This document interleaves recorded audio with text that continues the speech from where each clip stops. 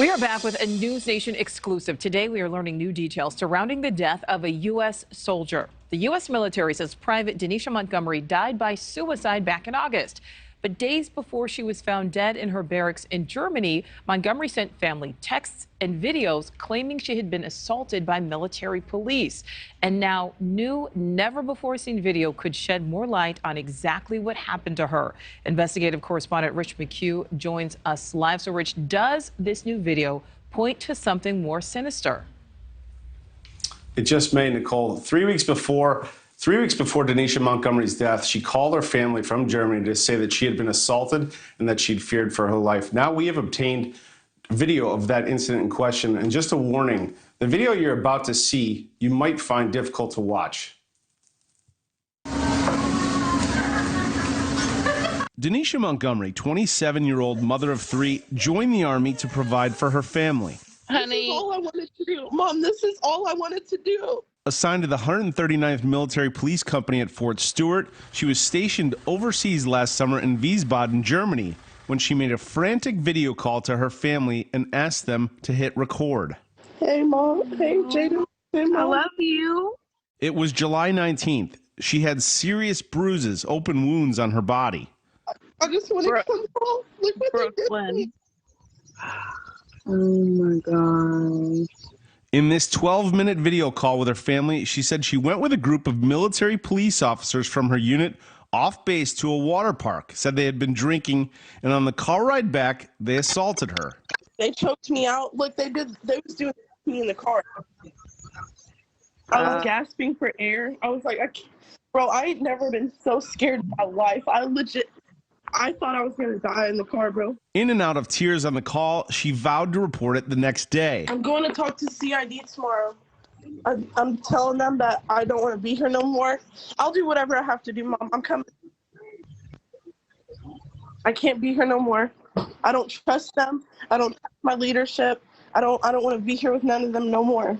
In a text message to her uncle the next day, she wrote, "They told me if I report the assault, I'll be charged with assault too because I mushed the female and bit the male that was choking me." 21 days later, on August 9th, Denisha Montgomery was found dead in her barrack. That same day, the Army told Denisha Montgomery's family that she took her own life. They said that we're sorry to inform you that your daughter has committed suicide by suffocation.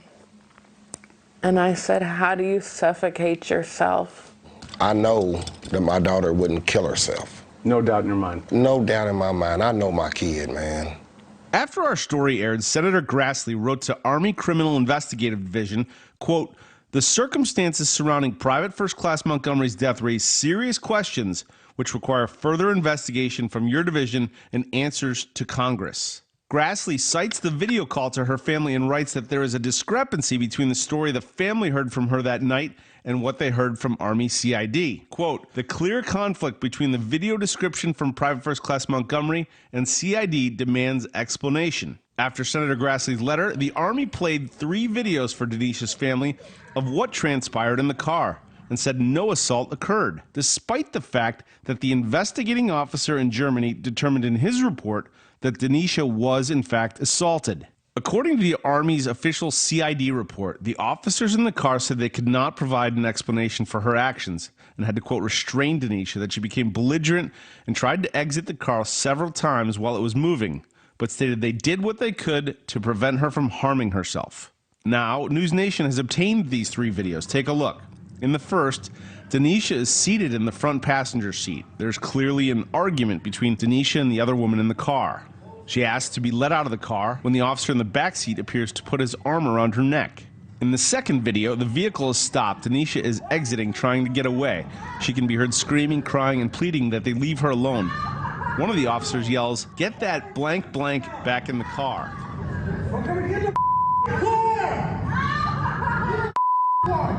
In the third video, Denisha is laying across the back seat on top of 3 seated officers. One of them, holding her down, appears to cover her mouth. Denisha can be heard saying she cannot breathe. One of the officers can be heard saying, "Stop holding her like that." Her family insists these videos are proof that Denisha was assaulted. I watched the assault. They seen the assault. If that had been me in the back seat and say it was the general's daughter, I would be arrested. It looked like another George Floyd incident. We was outraged. I mean, it's clear as day on the video in front of our eyes. Attorney Lindsay Knapp is representing the family and demands this investigation be turned over to the FBI. This was a brazen assault where they choked her and she said, "I can't breathe. Let me out." These are military police officers. They knew better. We need a congressional investigation into this, and we also need the FBI to look into this matter immediately, because what we have is the military trying to police itself. We are coming for justice. Know that. We are coming for justice, and we are Denisha Montgomery Smith.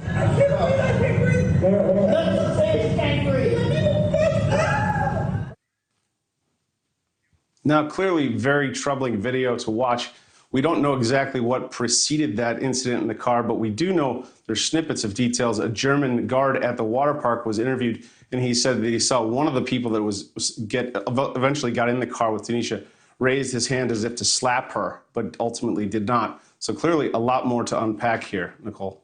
So much more to unpack. A very disturbing video there. All right. Thank you, Rich.